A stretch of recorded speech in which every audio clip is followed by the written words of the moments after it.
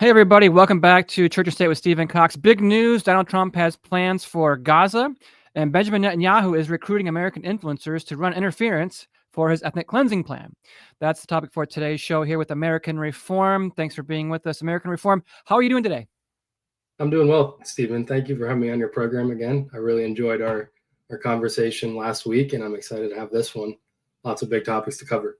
Yeah, absolutely. And, you and I were just talking before the show. We were talking about, the connection, everything that's going on between the trad movement, the Catholic world, President Trump, and all the different influencers. It just seems to me there's so few trad Catholics who are willing to get into what we're going to get into today. And I think it's sort of a shame because they're missing out on a topic that a lot of young guys, especially those who are in followers of Nick Fuentes, want to hear more about from Catholics, or they need to hear more about, I think. So I think this is a really important topic. Oh, that's exactly right. And there is this trend. There's a troubling trend that I've noticed that many traditional Catholics who are doing very good work, conspicuously when it comes to their political views, they're taking things after 1960. So they're religiously speaking, they're very much oriented before 1960, Vatican II, the whole crisis in the church. But on a lot of these political questions, you have a lot of younger men, Zoomer men, guys that'll go to the Novus Ordo, these kinds of things. And politically speaking, they're much more integral, they're much more orthodox than a lot of these older traditionalists. So I think this is a very important topic to talk about, and I'm glad we can do that today. Yeah. Well, let's start off right away and begin with Trump's speech at the United Nations. He railed against immigration, the green agenda, and really, I mean, if you watched the Leo or read the Leo interview with Crux magazine just the other week, we all know, if you came away from it, if you read it actually, Leo was saying that he really has concerns with U.S. immigration policies, and here's Trump just literally doubling down on the face of it. I want to play the audio here for our watchers.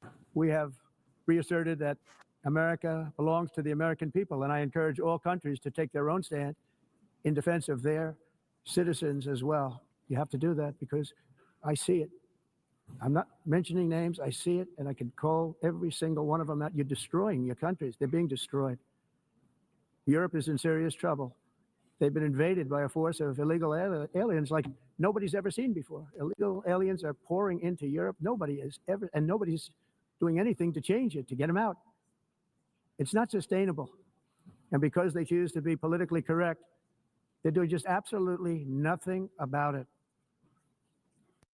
Yeah, so your response to, firstly, just Trump's remarks, we'll get into Netanyahu later on, but what did you think of this speech? Did you agree with me that there was really a lot of strength to it? It reminded me of a lot of Trump's early speeches about immigration, almost even his Warsaw speech in Poland, I think in 2017 during his first term. Yes, it was reminiscent of that and his campaign in the 2016 election, where he was making the nativist arguments, albeit implicitly. And that rhetoric is quite strong. So I'm very happy to hear that. And frankly, I'm kind of surprised to hear him talk like that before the UN and be so frank about things. Now, the biggest thing is obviously the action and whether or not that's going to be followed up with that. In our country, obviously, illegal immigration has been dramatically reduced with the incoming Trump administration, which is a very good thing. But the other big problem is legal mass immigration. And the Republican establishment has been complicit in that now for decades. And so they kind of every couple of years talk to the base in this way and give them that red meat, that anti-immigration rhetoric that's very easy to put out there. And then people are deceived into thinking that the problem is actually going to resolve itself. But I am very happy with that kind of rhetoric from him. And it actually goes to something that last year, I believe, J.D. Vance made a comment where he was actually talking about Ordo Amoris. And I'm not a huge fan of J.D. Vance, but in that instance, he was exactly right about prioritizing Americans, our citizens first, our nationals first too, before other countries and foreigners. And so that kind of rhetoric is a step in the right direction, although it has to be followed up by action. Yeah, I was really encouraged too. He said Christianity was the most persecuted religion on the planet today. This reminded me of the debate between Candace Owens when she was nearing the end at Daily Wire that she was having with a lot of these Jewish rabbis, and the rabbis were making the claim that, well, actually Jewish atrocities are worse and basically just saying, as we all know, that their Talmud says, is that non-Jews are worth less than them, right? And I thought that was sort of interesting. I don't think Trump was actually meaning to state that at all, like what Candace was saying. But I was very impressed with him saying that, because again, the Jewish lobby will say no, it's the Jews who are the most persecuted on the face of the earth. That's right. Here's the thing, though, that a lot of people will miss is that last year, for example, or maybe it was right in 2023 after October 7th, he visited a synagogue in New York with Ben Shapiro, and they met at Rabbi Schneerson's tomb.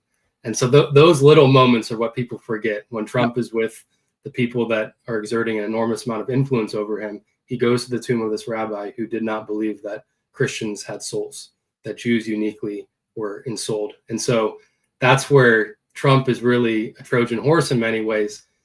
The rhetoric is good, but those moments like that, I know you recognize that, but that's where he can be very deceptive, because sometimes he'll say something that's very good, and then other times by his actions, he'll show you what he really believes. So perhaps he's just trying to pander to white people, to Christians, to like the American base, but maybe he's had a real change of heart. Yeah, I think that's exactly right. And I think elsewhere in the speech, last comment on the speech was where, he did call out NATO for buying Russian oil, as well as funding the Ukraine conflict. And he also said at one point that what do you say there? He was talking about Israel, and he said, well, what about Hamas? What about the right to Israel to defend itself, right? So he was using those Netanyahu talking points. And then like the next day, or even that afternoon, he goes and meets with Macron, and now he's saying openly that he has a 20-point plan to bring Gaza to an end. Israel's not going to annex the West Bank. So like, in my view, he's done a complete 180 from his speech to what he's saying now with Netanyahu, who just visited the White House. No, that's exactly right. And I was very surprised because, correct me if I'm wrong, there was a plan. It was a Trump branded plan, and they were going to, like colloquially speaking, turn Gaza into glass, or like something like that. They were going to build this whole modern properties. Yes. Involved. And it might well happen still. I mean, basically, it still might happen, but I did read that 20-point plan today, and I was very surprised because they were calling for two-state solution, and the Israelis are not going to be allowed certain territories that previously they were hell-bent on getting. At least that's the stated terms of the peace proposal. So that's very interesting, and I'd be curious to see what you had to say about that. Well, here's what some of the points of the plan are. Gaza will be de-radicalized terror-free zone that does not pose a threat to its neighbor. Gaza will be redeveloped for the people of Gaza. He goes into other areas here. I think he also even calls for Tony Blair to be involved. Like, that's the rumor that I've heard, which would, I think, be awful, because Blair is such a globalist monster who we all know was involved in the Iraq War with George Bush. But at least what's happened in the last 24 hours is that he said, look, there will not be an annexation of the West Bank, and there seems to be a plan for Gaza. And it does seem that Netanyahu, and we'll talk about him in just a second more, is okay with that. That is very surprising, and I think it has something to do with his hemorrhaging support in the United States. Because if you look at the Democratic Party right now, they are very much opposed to Israel and their designs, their genocide in Gaza. They're very vocal. They're outspoken against that, and really the only vestige of support that they have right now is the Republican Party. And it's actually the older generations, more of the boomer generations in the Republican Party, that are still staunch pro-Israel supporters. But if you look at the younger generations, especially Gen Z, they have basically pulled away from supporting Israel. And in many cases, they're actually opposing the Jewish state and also the genocide that's happening in Gaza. So I wonder if there's a cynical play that Netanyahu is making, where he's trying to shore up credibility, because if he continues on this war path that is so indefensible, I mean, even Charlie Kirk was having a crisis of conscience in trying to defend these just blatant Zionist excesses. And so if Charlie Kirk is saying, wait a second, maybe we're going a little bit too far, maybe Netanyahu has to pull back to save face and to maintain credibility. Yeah. And here we have an image of Netanyahu addressing a nearly empty audience at the United Nations. He was also booed, well, not booed, but again, most of the diplomats walked out. So here's how that Ladies went and down. gentlemen, order.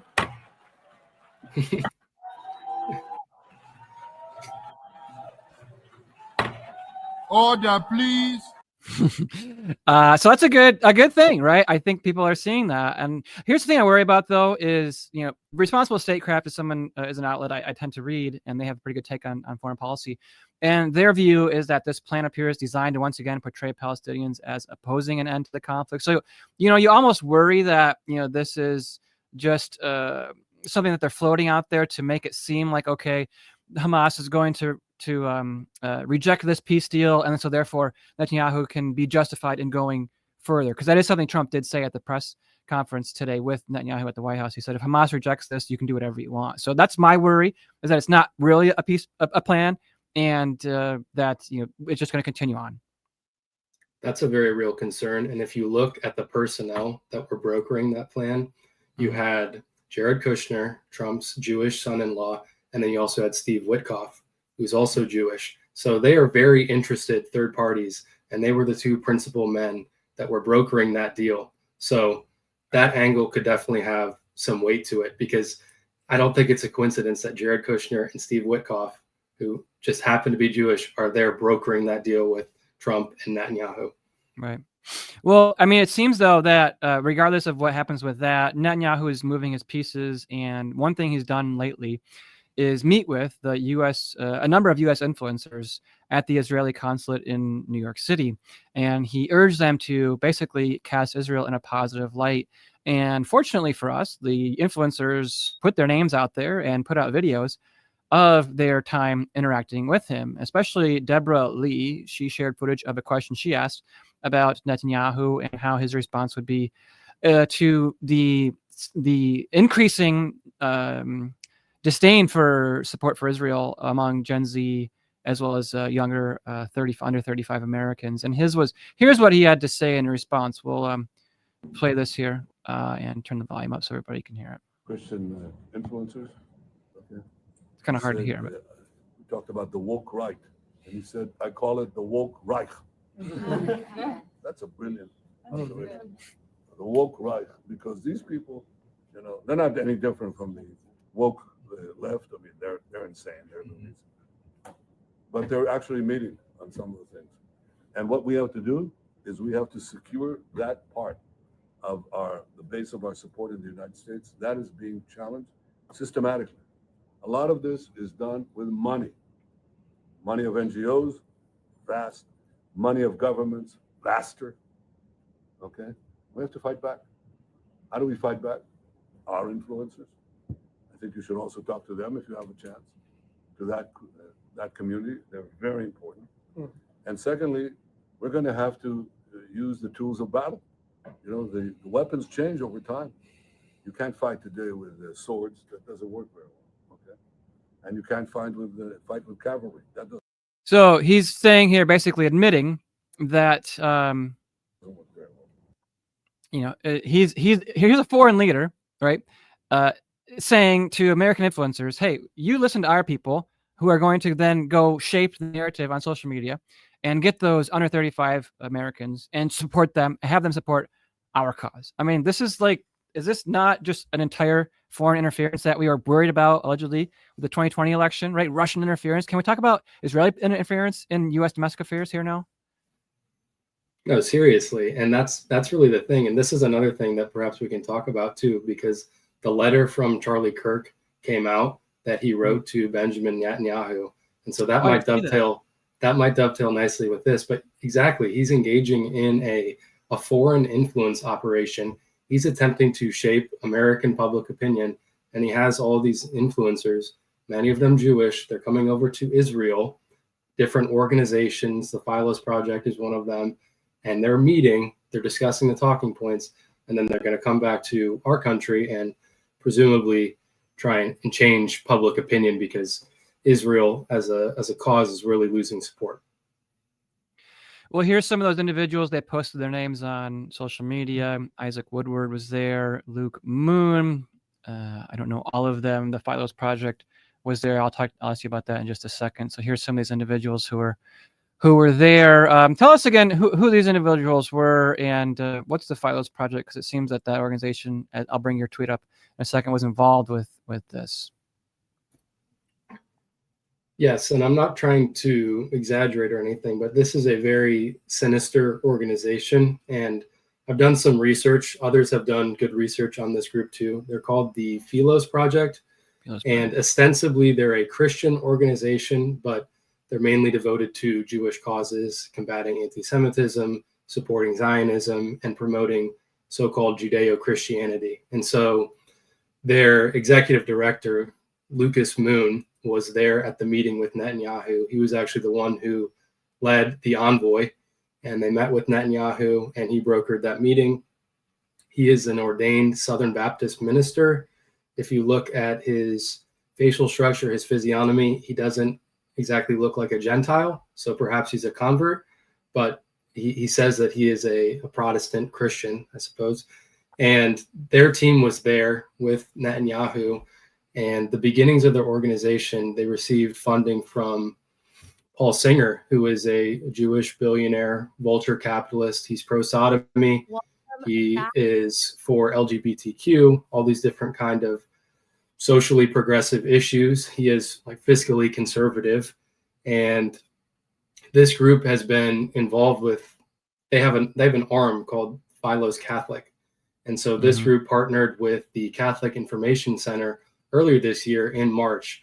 And Trent Horn actually gave a speech where he was talking about anti-Semitism and complaining about it being on the rise. And so this group has its tentacles, frankly, in many different organizations in the United States. Vice President J.D. Vance gave a speech for them commemorating October 7th last year. And so they are very influential. They have a lot of money behind them, and they are pushing something that is completely antithetical to Catholicism. And the biggest error that they're promoting is that they are not admitting the essential distinction between the Judaism of the Old Testament and the Judaism after our Lord Jesus Christ entered time and the promulgation of the gospel. So they just omit that fundamental distinction, and they act as if the Judaism, the modern rabbinic Talmudic Judaism of today, is the same as the Judaism of the Old Testament. When in reality, it is true to say that Christians have received a patrimony from the ancient Jewish people, provided you qualify it that way, but not from the modern faithless Jews who are no longer chosen. And so that blurring of distinctions is where they really operate. And to the uninformed, they're able to put that over people's heads.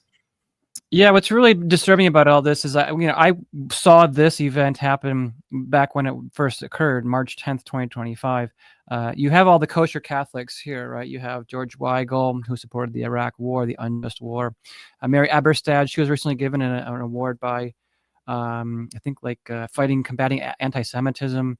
Trent Horn, as you mentioned, he's been very outspoken on this topic. Catherine Lopez, she's the one right here. She's written for National Review Online for many years. Of course, that's the Buckley organization. The group itself. So again, this happened actually. I remember when this event happened. It was right when Israel was ratcheting up its attacks in Gaza. And, so they run interference to promote, or rather to criticize or to dampen critics of their war by running something like this, like fighting anti-Semitism, Catholics. So this distracts you from the war that they were carrying out, the genocide that they were carrying out. And, also at this time, I think was Cardinal Dolan. Dolan wrote a article for Barry Weiss's group. I forget what's her, what's it, the Free Press or something? The Free Press. Yeah. He wrote an article right around another moment, a pivotal moment in its campaign against Palestine. And he said, we condemn the church since Vatican II, anti-Semitism and Jew hatred. So, these Catholics, these capos who are serving the regime, they are collaborating and will do the dirty work, right? To get the attention off the war crimes in the most particular moments. And that's what this organization, what you're telling me, seems to be very well skilled at. And just real quick as well, I'm looking at their website here on the YouTube channel.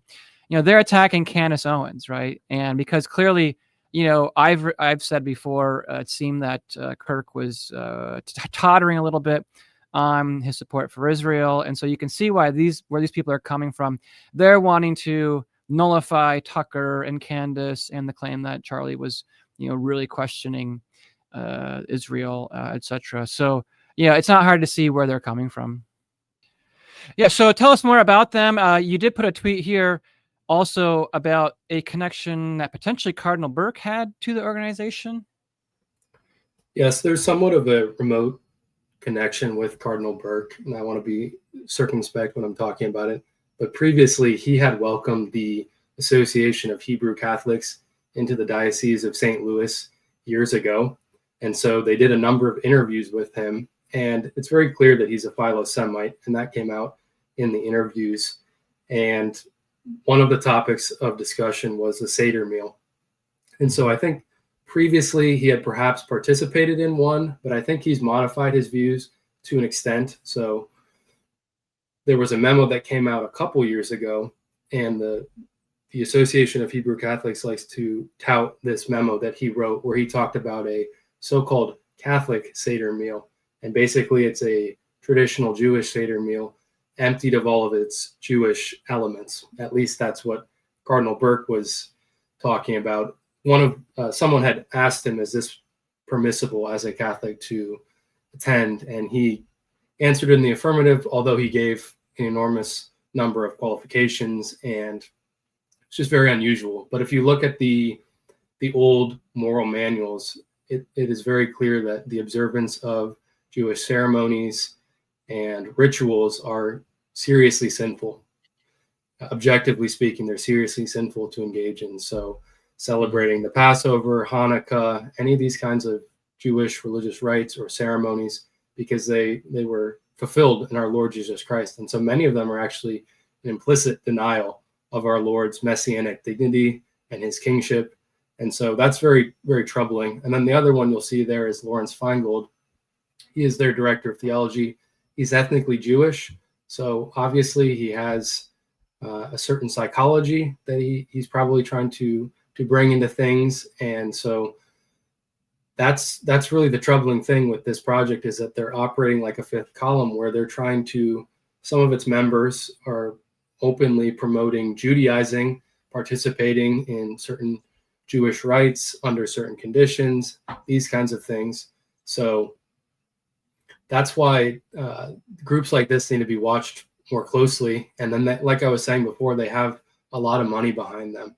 Paul Singer, the billionaire, and then, they have, I looked at their forms today, their tax forms, their 501(c) forms, and it's not an enormous amount of money, but they're pulling in nearly $8 million a year in revenue. So small potatoes compared to a lot of other organizations, but they seem to have a foothold in the Catholic world.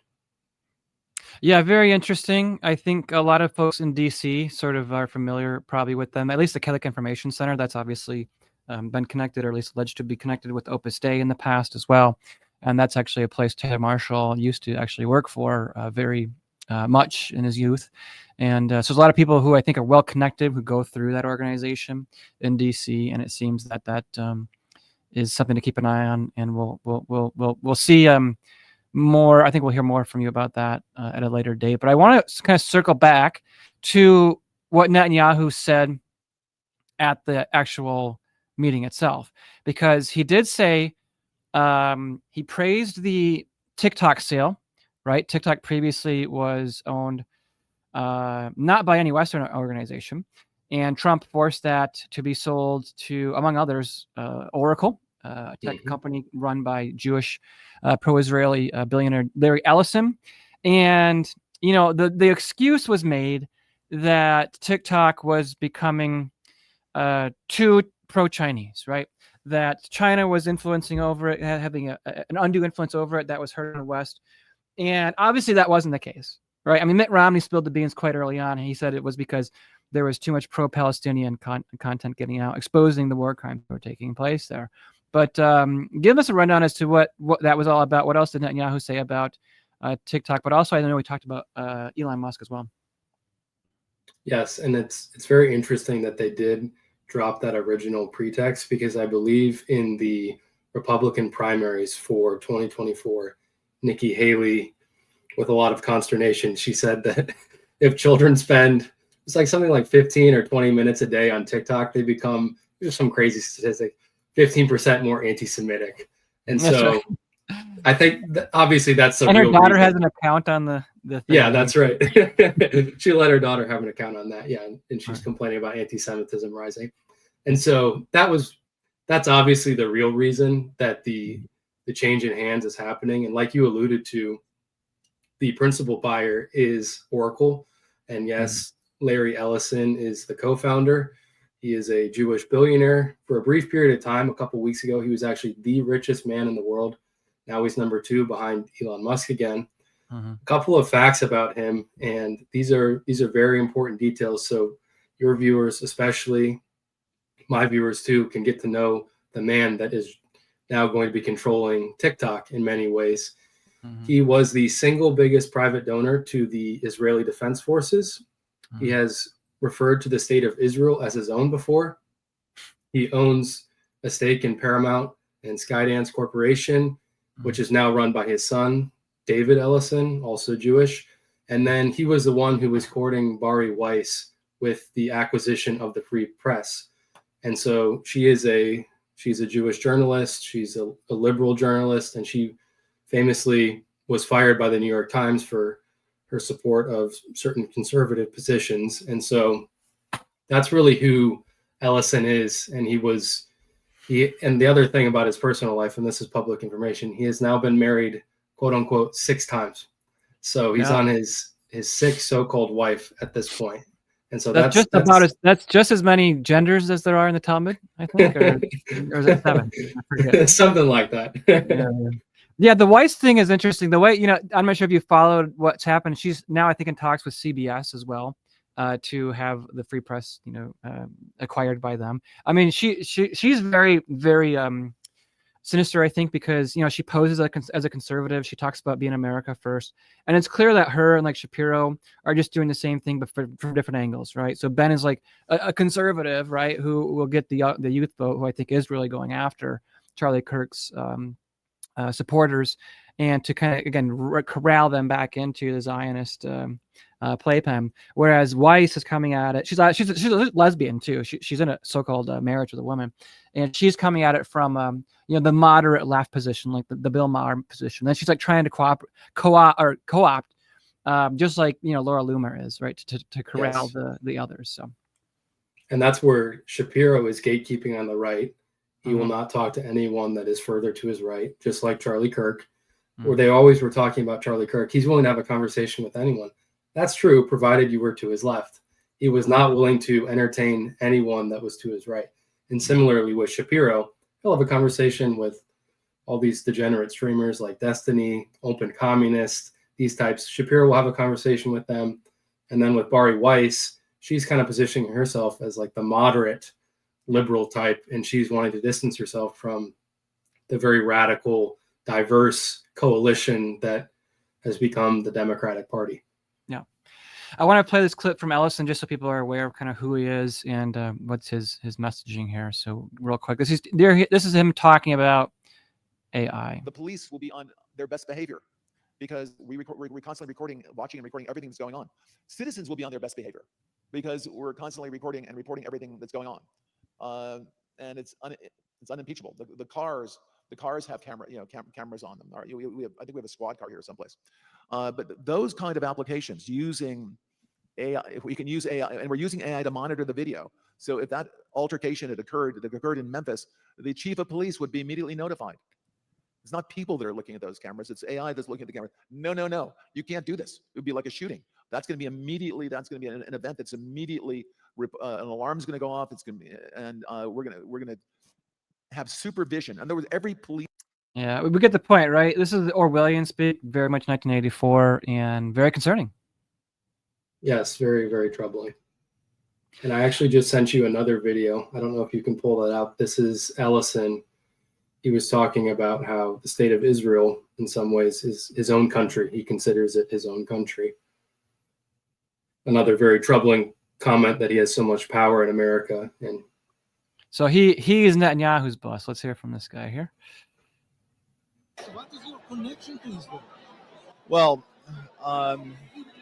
the renewal of the Jewish state is something that I think touches all of us.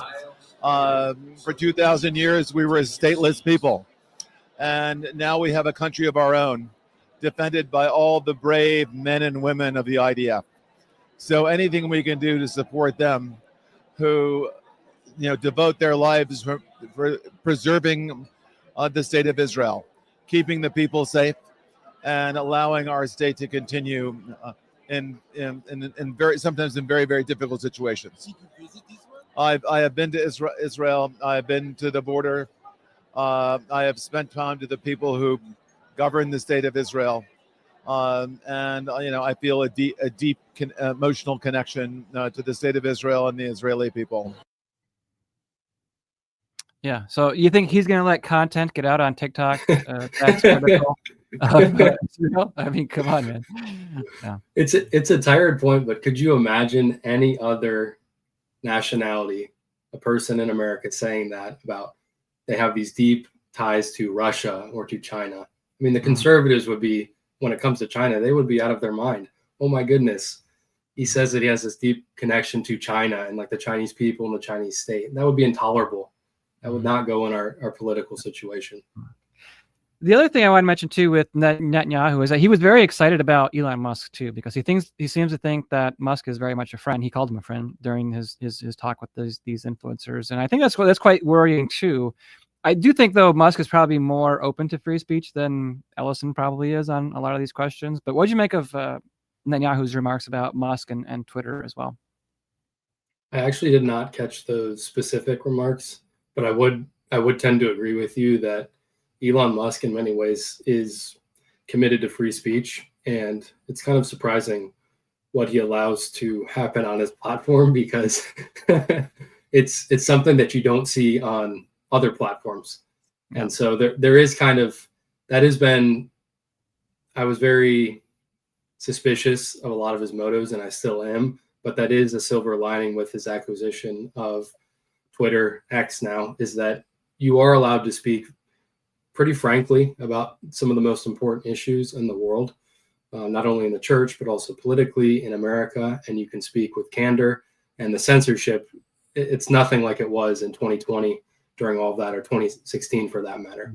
And so that has been a very good development in my opinion. Yeah. What did you make? Did you see how Nick and Alex Jones tried to get back on YouTube, and YouTube sort of stifled it and said, no, not right now. Not really, you guys, just yet. We're going to run a pilot program. Maybe over time you can show us that you're not as radical as you are. YouTube, I mean, I think they're trying to test the waters of free speech again, but I don't think they're going to be fully committed as other platforms have been.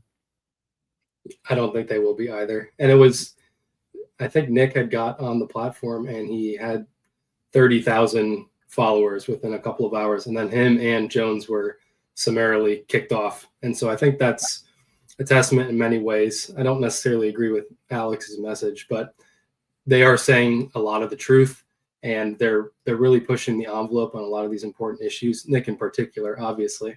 And so it's very obvious why they're not going to be allowed on this mainstream platform. But something that I have seen in the past couple of weeks is that there are clips of Nick that are now allowed on YouTube, whereas previously they were being censored very, very heavily. And so you have a lot of Black Americans, actually a lot of different kinds of Americans, and they're actually reacting to his clips on YouTube. And that's either getting past their algorithm, or that's something they're willing to tolerate. And so that's kind of been funny to see. Yeah. Well, is there anything else we haven't covered today yet you want to share about? I'll bring up your YouTube and your Substack and your Twitter account in just a second. But any other thoughts for our audience? No, this was a good quick hitter, kind of the current events that are happening right now in the world. A lot of these geopolitical issues, foreign influence that's happening in our country. And thank you very much for having me on. And it was an absolute pleasure. Yeah, American Reform, everybody. Go follow him on Twitter, 3,900 followers and growing. We just had him on our show last week talking about religious liberty. Here's his Substack, the Journal of American Reform, talking about Dignitatis Humanae and Vatican II, which we will probably continue that. I know there's Dr. Mazza wants to have a discussion with yourself and myself to discuss more of that. So go to the Journal of American Reform, support him. Go to our website, Cox News, or follow us on Twitter. Thanks again for tuning in, everybody. God bless and take care.